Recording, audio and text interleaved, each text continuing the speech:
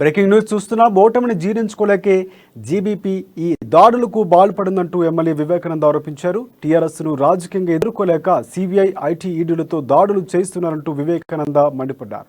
ఇక TRS MP కార్యాలయంలో ఆయన మీడియా మాట్లాడారు. దర్యాప్తు సంస్థలు తమ పరిధి దాటి వ్యవహరిస్తున్నాయని అన్నారు. బీజేపీపై దేశవ్యాప్తంగా తిరుగుబాటు మొదలైనందుకే దాడులతో బెదిరింపులకు గురి చేస్తున్నారంటూ ఆరోపించారు.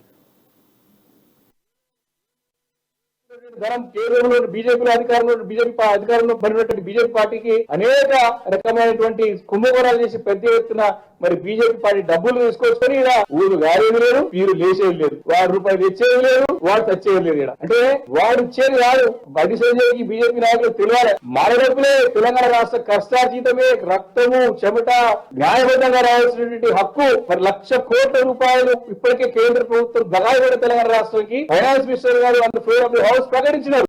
ఎక్స్ట్రా డబ్బులు రాబాబు, మన డబ్బులు మన డబ్బులు అక్కడ దమ్ము ధైర్యం ఉంటాయి మీకు, అది సాధ్యం కాదు. మళ్ళీ అధికారంలోకి వస్తాం. కాబట్టి పగడి కళలు కనడం మానండి, వాస్తవ పరిస్థితికి రండి, గ్రౌండ్ రియాలిటీకి రండి. మరి ఇప్పటికైనా వాస్తవాలను గ్రహించండి.